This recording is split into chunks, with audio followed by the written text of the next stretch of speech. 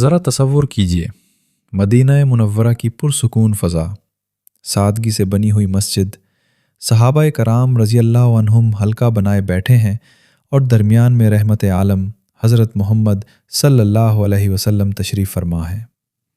اتنے میں دور سے ایک شخص اونٹ پر سوار آتا ہے۔ وہ مسجد کے دروازے پر پہنچتا ہے، اونٹ کو بٹھاتا ہے اور وہیں باندھ دیتا ہے۔ پھر بڑے سادہ انداز میں مجمع کی طرف دیکھ کر پوچھتا ہے، تم لوگوں میں محمد صلی اللہ علیہ وسلم کون ہیں؟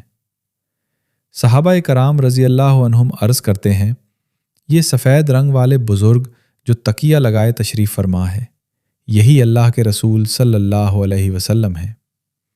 وہ شخص آگے بڑھتا ہے اور ادب کے ساتھ مگر مضبوط لہجے میں کہتا ہے، اے عبد المطلب کے بیٹے، میں آپ سے کچھ سوال کرنا چاہتا ہوں اور شاید کچھ سخت انداز میں پوچھوں تو آپ اپنے دل میں برا نہ مانیے گا۔ رسول کریم صلی اللہ علیہ وسلم کی شان حلم دیکھیے۔ آپ صلی اللہ علیہ وسلم نے فرمایا، پوچھو جو تمہارے دل میں ہے، پوچھو۔ وہ شخص کہتا ہے، میں آپ کو آپ کے رب اور اگلے لوگوں کے رب کی قسم دے کر پوچھتا ہوں، کیا اللہ نے آپ کو تمام دنیا کے لوگوں کی طرف رسول بنا کر بھیجا ہے؟ نبی کریم صلی اللہ علیہ وسلم نے فرمایا، ہاں یا میرے اللہ۔ وہ دوبارہ پوچھتا ہے، کیا اللہ نے آپ کو حکم دیا ہے کہ ہم دن اور رات میں 5 نمازیں ادا کریں؟ آپ صلی اللہ علیہ وسلم نے فرمایا، ہاں یا میرے اللہ۔ وہ پھر سوال کرتا ہے، کیا اللہ نے حکم دیا ہے کہ رمضان کے مہینے کے روزے رکھے جائیں؟ آپ صلی اللہ علیہ وسلم نے فرمایا، ہاں یا میرے اللہ۔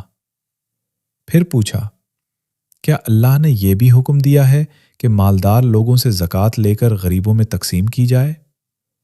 آپ صلی اللہ علیہ وسلم نے فرمایا، ہاں یا میرے اللہ۔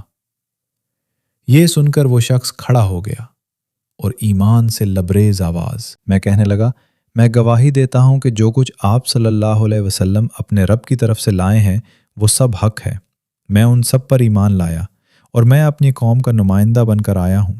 میرا نام زمام بن ثعلبہ ہے، میں بنی سعد بن بکر کے قبیلے سے ہوں۔ دوستو، یہ تھا سچا ایمان، صاف دل، سیدھا سوال اور واضح جواب، نہ فلسفہ نہ بحث، صرف حق کی تلاش اور حق کو قبول کرنے کا حوصلہ۔ ہمیں بھی چاہیے کہ دین کو سادہ سمجھے، نماز قائم کریں، روزے رکھیں، زکوٰۃ ادا کریں اور نبی صلی اللہ علیہ وسلم کی سچی اطاعت کریں۔ اللہ ہمیں بھی زمام بن ثعلبہ رضی اللہ عنہ جیسا صاف دل عطا فرمائے، آمین۔ صحیح بخاری حدیث نمبر 63۔